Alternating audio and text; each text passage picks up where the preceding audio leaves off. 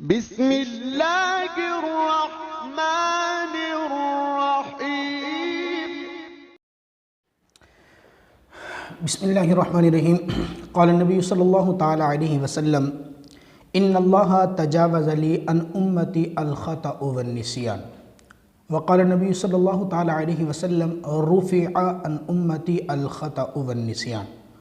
او کما قال علیہ السلام۔ حضرات محترم، روزہ کے اندر کچھ باتیں ایسی ہیں جن سے نہ تو روزہ ٹوٹتا ہے اور نہ مکروہ ہوتا ہے۔ البتہ ہمارے بہت سارے سادہ لو مسلمان یہ سمجھ بیٹھتے ہیں کہ شاید میرا روزہ ٹوٹ گیا اور وہ ان چیزوں کے بعد کھانا پینا شروع کر دیتے ہیں، جبکہ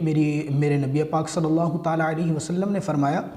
اللہ نے میری امت سے خطا اور نسیان کو اٹھا دیا ہے، بھول چوک کو معاف فرمایا ہے۔ تو آج کے درس میں ہم آپ حضرات کے سامنے چند ان مسائل کو ذکر کریں گے جن کی وجہ سے روزہ نہیں ٹوٹتا اور نہ ہی مکروہ ہوتا ہے۔ سب سے پہلے، روزے کی حالت میں اگر روزہ دار نے بھول کر کوئی چیز کھا لی یا پی لی، تھوڑی مقدار میں کھائے یا زیادہ مقدار میں کھائے، حتیٰ کہ پیٹ بھر کر بھی اگر کسی نے کھا لیا پی لیا یا بیوی کے ساتھ جمع کر بیٹھا، صحبت کر بیٹھا، روزہ یاد نہیں تھا، تو اس کا روزہ نہ تو ٹوٹا ہے اور نہ ہی مکروہ ہوا ہے۔ البتہ یہاں یہ بات ذہن نشین رکھیے،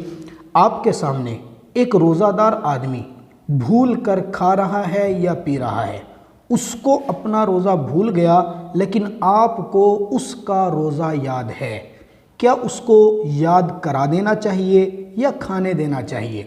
اس میں علماء محققین فقہا فرماتے ہیں آپ غور کیجئے، اگر آپ یہ سمجھتے ہیں کہ سامنے والا وہ روزہ دار جو بھول کر کھا رہا ہے، آپ اگر اس کو روزہ یاد کروائیں گے وہ کھانے پینے سے رک جائے گا اور روزے کی تکلیف برداشت کر پائے گا، تو اس کو آپ یقیناً یاد کروائیں، ضرور یاد کروائیں کہ آپ کا تو روزہ ہے، نہ کھاؤ تاکہ وہ رک جائے۔